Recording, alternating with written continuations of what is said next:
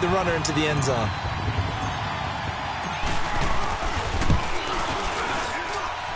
Zerline good with a PAT, and that makes the score 28-0.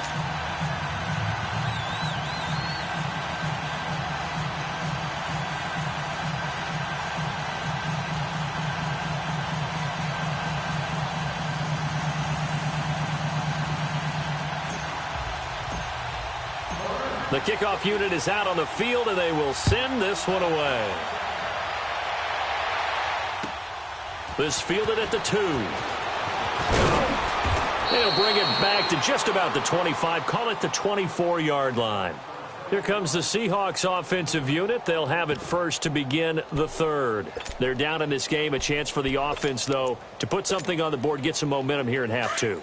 Try and get things kick-started for them. And you know at the half, they discussed how they were going to get that done. This is where scripting comes into play a lot of the time. How many plays do you script coming out of the second? Most of the time in the first half, you're scripting 12 to 16. I think in the second half, you really script. Nowhere to escape, and he goes down.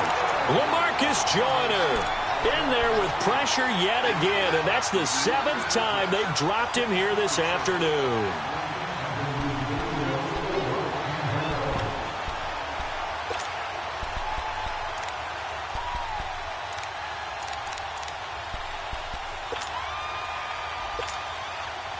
Don't need it all back at once, but you figure they're going to need something here. 17 yards to go on second down. From the shotgun, Wilson. Flushed out, and a big loss here as he's taken down. Mark Barron in there to drop him, and sacks on first and second downs are going to lead to a 3rd and long. After the sack, they'll come up now 3rd and long. Yeah, I wouldn't be surprised to see them run the ball here just to try and get some space. No run call here. They'll look to throw instead. And they're going to sack him yet again. The pass rush has been relentless. This time, it yields a safety. And the safety there, another mistake, and these mistakes just keep piling up. How many more can they make? They put themselves in such a massive hole now. Going to be difficult to dig out from under. Yeah, for sure they can't afford anymore at this point. And now out on the field, here comes Los Angeles. And last time out, another touchdown, and I think there may be some empty seats around here by the time the 4th quarter comes around. Yeah, I have to agree with you because this one's just about decided. But you know who benefits from all those empty seats? You and me, trying to get to the airport. That's the road true. to be fairly clear that is by the one time we have to positive. leave the booth. That's a good way to start the drive. 17 yards and a 1st down. Now, this is an example of breaking down a defense because on a lot of these runs, he's getting past the point of attack, and guess what he's doing? Forcing the secondary guys to have to make a lot of tackles.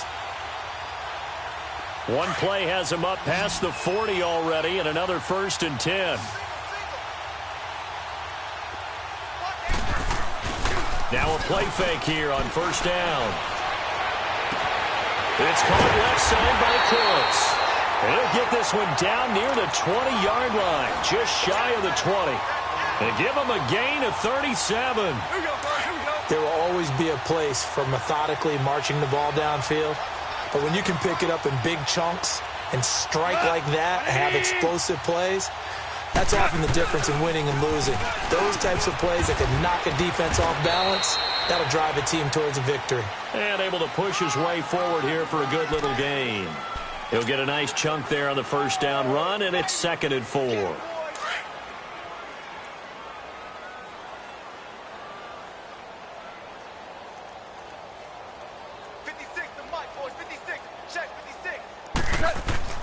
They go play action with Gurley. Now gone. And the Seahawk defense gets to him, and they bring him down. Bobby Wagner in there to drop him, and it'll be a loss of about 8. So Goff, he'll try to refocus after the sack. The Rams now set up with a tough one, a 3rd and long. 180! Listen. Show it. 56 to Mike. 56 is the Mike. He may try and run for this. My word, it'll be nothing short of a monstrous loss on the play. Well, sometimes there are plays that happen that just absolutely defy explanation.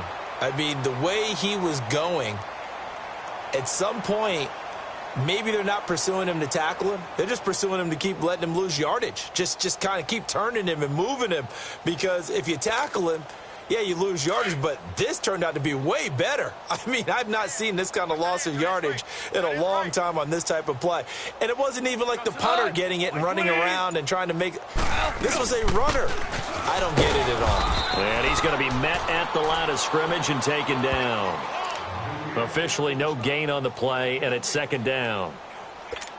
As usual, the hallmark of a good run defense, linebackers making plays near the line of scrimmage. Absolutely nowhere to run there.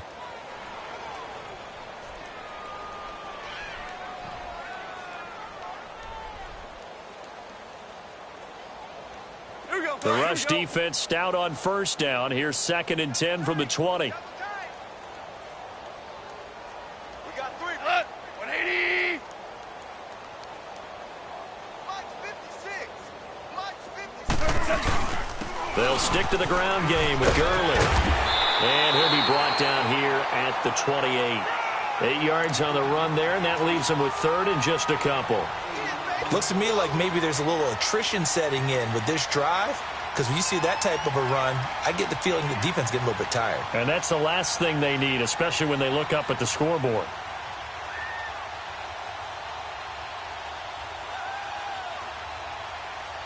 The Rams on 3rd down. They've hit on 6 of their 8 tries. Very good. Here it's 3rd and 2. C.J. Anderson of the game. He gets it here. And he's going to get to the 31, enough for the first down. Give him 3 yards and a fresh set of downs. That's quite a spot there for his first carry of the game, but obviously they had plenty of faith in him, didn't they? No question about it. And here, why not go with the fresh legs? Able to push forward, pick up that first.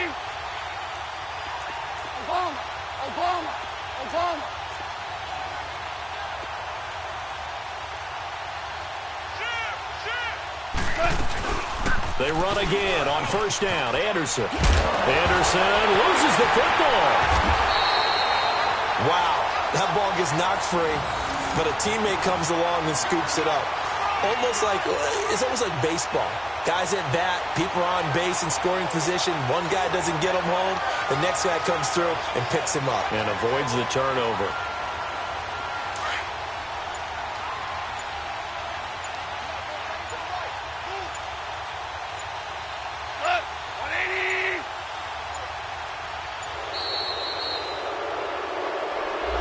He didn't seem in a rush. I guess they just didn't know what the play clock was. I think you're right about that because there was no hurried movements there, right? No up-tempo at all.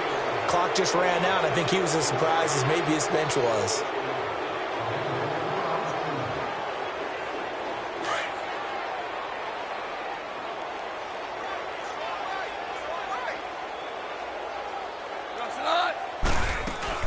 Following the penalty, it's Gurley. Calling a gain of 4 there, so it sets up a big play here. 3rd and a yard. Well, that call makes sense because they've been throwing it well on this drive, and once again they show passing formation, showing the shotgun. Then they ran out of it. That's a nice play by them defensively, though, to hold it to a short gain.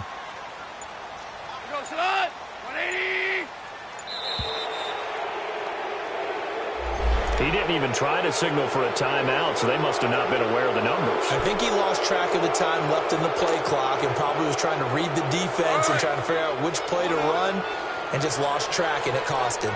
Bad time to get a delay of game penalty there. Not that there's a good time, but that makes it 3rd and 6. And incomplete. The contact made the ball roam free and brings up 4th down. It is tough to complete passes against zone defenses. The windows that you see open, they shrink pretty rapidly. How about being able to hit a moving target against a zone before the next guy can get there and make a play on the ball? Not easy for any quarterback, no matter the situation, and there the defense won the battle.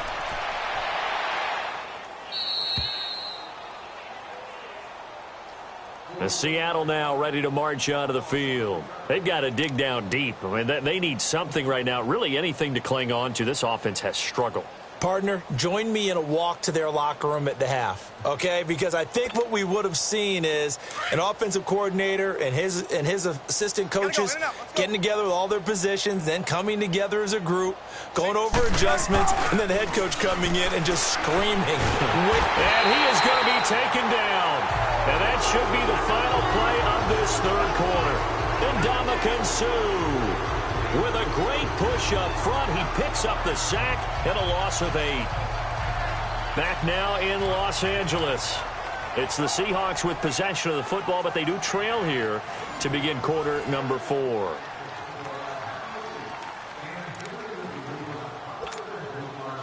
Gotta imagine the pass rush will be equally intense here on second down following the sack. It's 2nd and 18.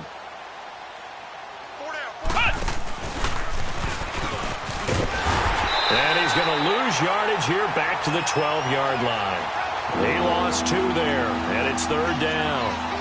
An interesting and intriguing decision there defensively because they kept extra DBs on the field despite seeing the multiple tight end look that came out for the offense. I thought they were going to switch out of it. I didn't know if they felt they didn't have time or what the case was. Well, in any event, the extra speed allowed for great penetration as they stuffed that one behind the line of scrimmage. Here's Wilson. And the grab made by Doug Baldwin. And he'll go down just shy of the 25 at the 24-yard line. It's a gain of 11, but they're still well short. It's 4th down. Here we go. It's Wilson on 4th down. And this is caught. He hits more. No reason not to try it there, and they do indeed convert on 4th. 4th down, trailing in the 4th quarter. They felt compelled to go for it, and they got it. Well, I'd look down at my play sheet, and what I would find, plays have been successful throughout the game that have worked in the distance you need, and that's exactly what they got. Wilson hit. It's loose. It's out. Fumble. But I believe a Seahawk was able to get a handle on this, so this will remain Seattle ball. On plays like this, when the ball comes free, it's often unusual for the team that lost it to get it back because this is the quarterback. The ball gets away from him. Everyone else is trying to execute what they're supposed to do on offense. They're usually looking in the other direction, downfield, or have moved away from him. In this case, though, a teammate is able to come up with the ball. That huge loss on the sack makes this job much more difficult. It's now 2nd down and 22 yards to go. Now it's Wilson. Here's a screen to Powell. And he'll get up to the 43-yard line. It's a pickup of 12, and that'll set up a 3rd down. I wonder what was going through his mind when he got the play call. He just got sacked on the previous play. He knows they're coming after him again. A little bit of guts to stand in there, take the hit, and successfully complete the screen pass. Really well done. The Seahawks on 3rd down. They've struggled to the tune of 2 for 8 so far. This is 3rd and 10. Out of the gun, here's Wilson. And that is incomplete. They don't get the hook up there, but you really have to marvel at how precise he's been throwing the football these last couple weeks. Oh, that's the perfect word for it, precise, because if you're at 70% or better 2 weeks in a row, you have a job as long as you want one in this league, won't you? I mean, let's face it, it's not just West Coast offense either. He's putting the ball downfield as well.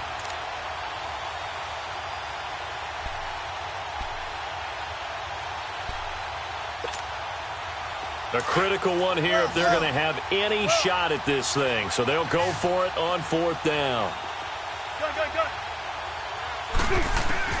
As expected, they're going for it to keep the drive alive. Oh, and this ball's tipped and intercepted. Picked off by the Pro Bowler, Marcus Peters. And they get the football. They'll set up shop at their own 49-yard line. Goff will lead the Rams up here 1st and 10, just shy of midfield at the 49. They'll try and start the drive with Gurley. And he stopped immediately there. No gain on the play there, 2nd down. Run blitz there defensively, something we might see more of here in the fourth quarter. I think we'll see a lot of it, and the difference between that and a pass blitz, you're just trying to get to the quarterback. You're trying to scheme someone open who will get to the QB and make sure he gets on the ground. In a run blitz, you're actually trying to cover up gaps, trying to cover up holes so they can't run the football. A 6-yard pickup on the ground that time, and that'll make it 3rd and 4 coming up.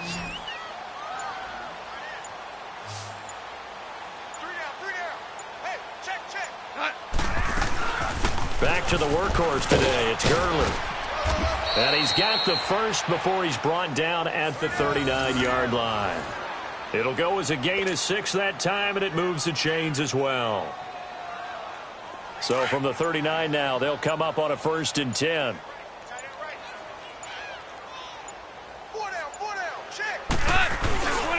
Here comes a 20th carry for Gurley.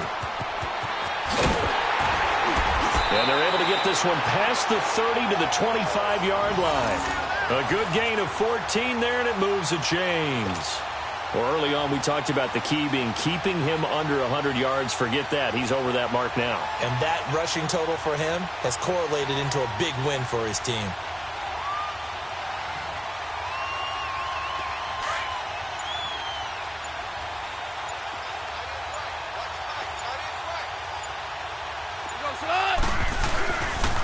On 1st down, it's Gurley. And down inside the 15, shy of the 10. Same result as last play, 14 yards and another 1st down. Well, that looked like an example of what you said back in the first half. A running back of his size can really wear down a defense. I think he's starting to do that. I think you're exactly right. And know what else he's doing? He's inspiring the rest of his team because they see this starting to happen as well. So that means they're going to redouble their efforts to help him out. Extra blocking, getting downfield, helping him out. Well, not totally home free yet, but it's looking good as they come up 1st and 10.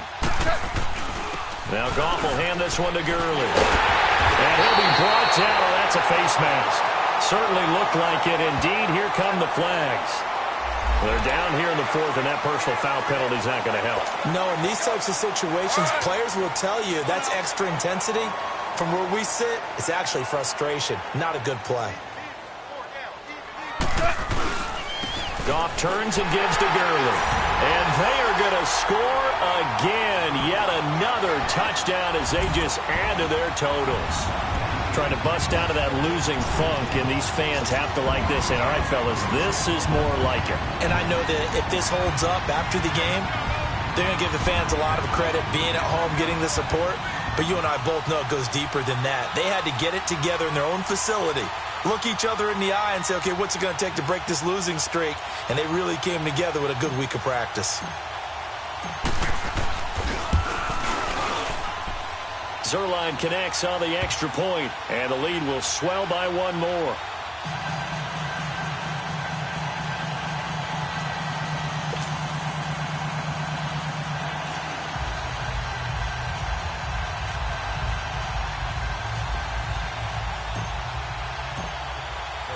Out is the kickoff unit as they run up and send this one away.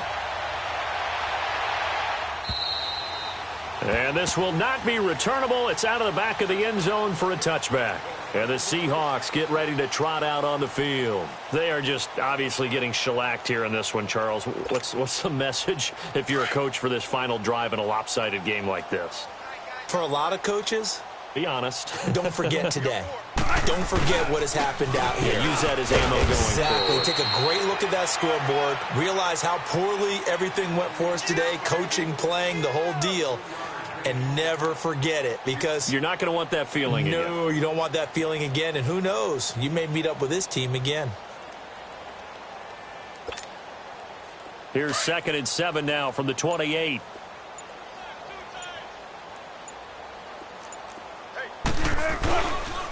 Again, Peterson.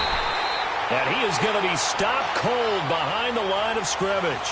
They'll wind up losing 3. And now it's 3rd down.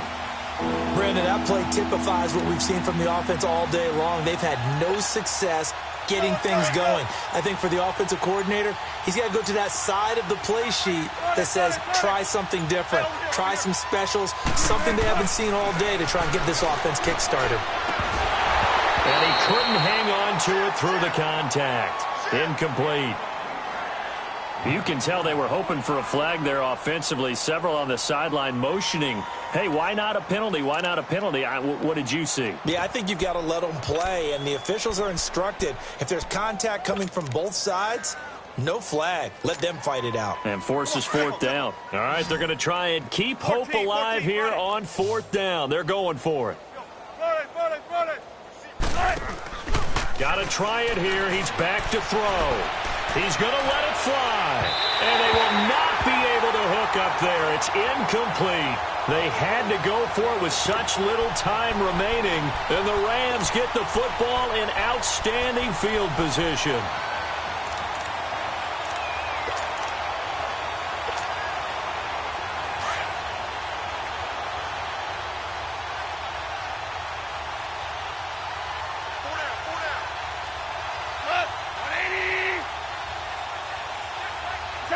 Defense still with 3 timeouts. We'll see if they want to use them here as the kneel down comes.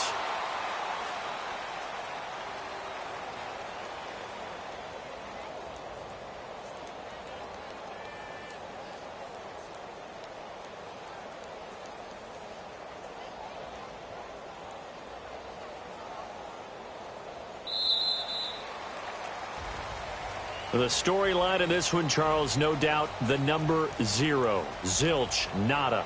A shutout so hard to do in the NFL. It really is, and what an accomplishment, because you feel that not just on the defensive side, but as a full team. There's a lot of pride that goes into shutting out an opponent.